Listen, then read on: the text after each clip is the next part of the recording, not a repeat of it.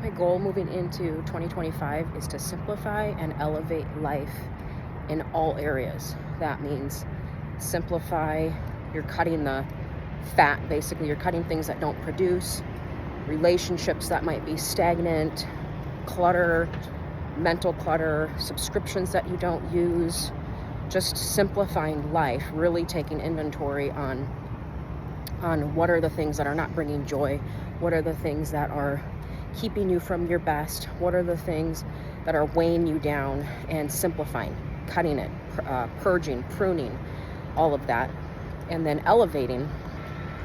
So you're not lowering your standards. Simplifying in an elevated way is not lowering standards. It's not lowering your lifestyle down to a circumstance that you might be dealing with or that you might be going through.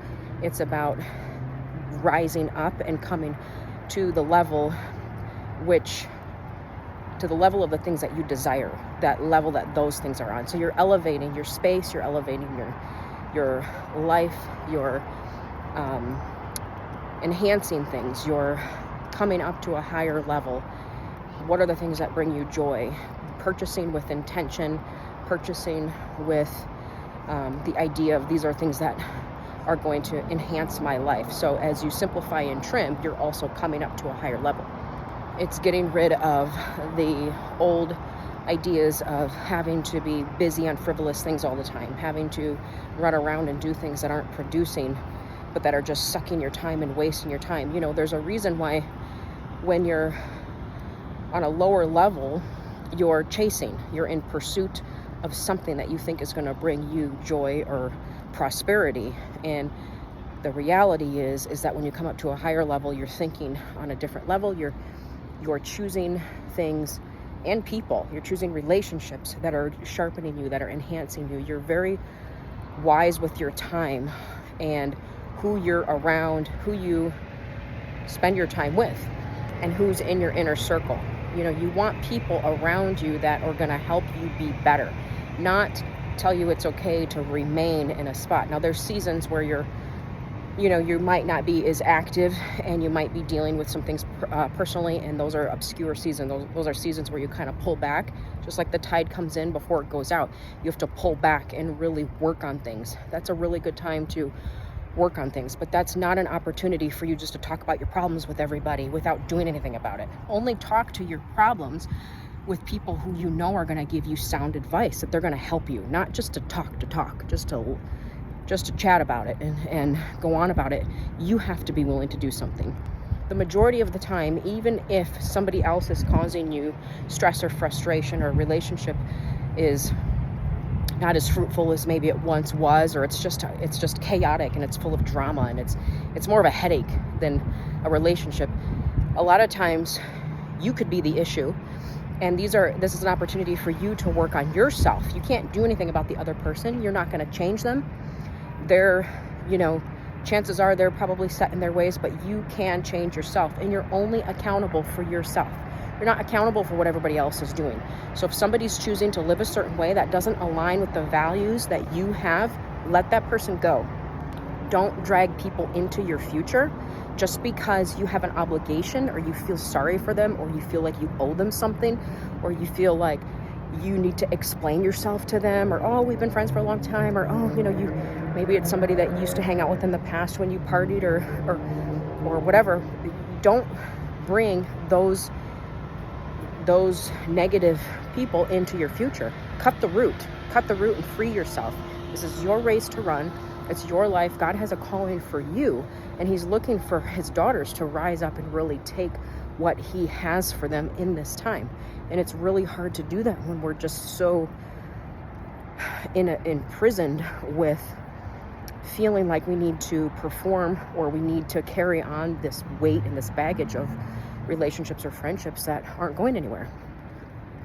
So the simplification starts from within. It starts from taking an honest look and an inventory, simplifying your lifestyle in terms of purchasing what you love. Don't just buy to buy.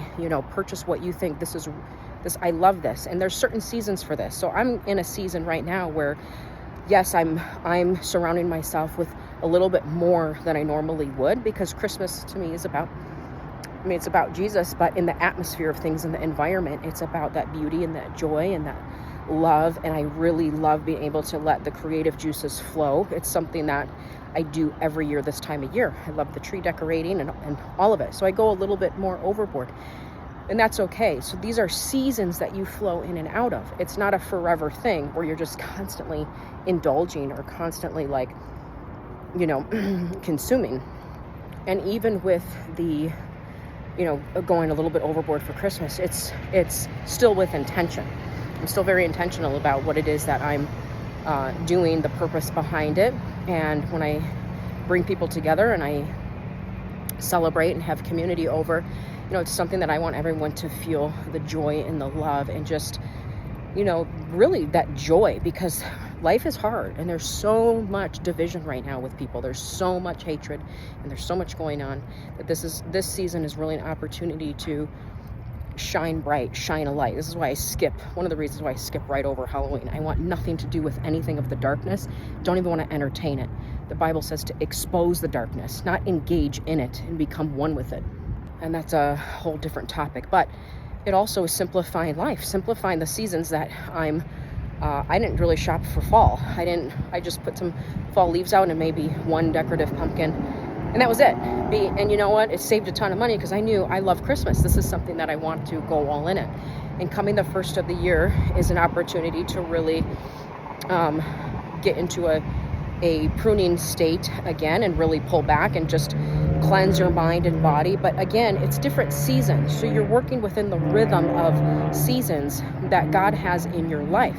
And that looks different for everybody. Your seasons that you come in and out of are going to be different. You're flowing into these seasons. You're not staying a homebody your whole life, and you're not traveling your whole life. These are seasons that you're going in. And again, it looks different for everybody.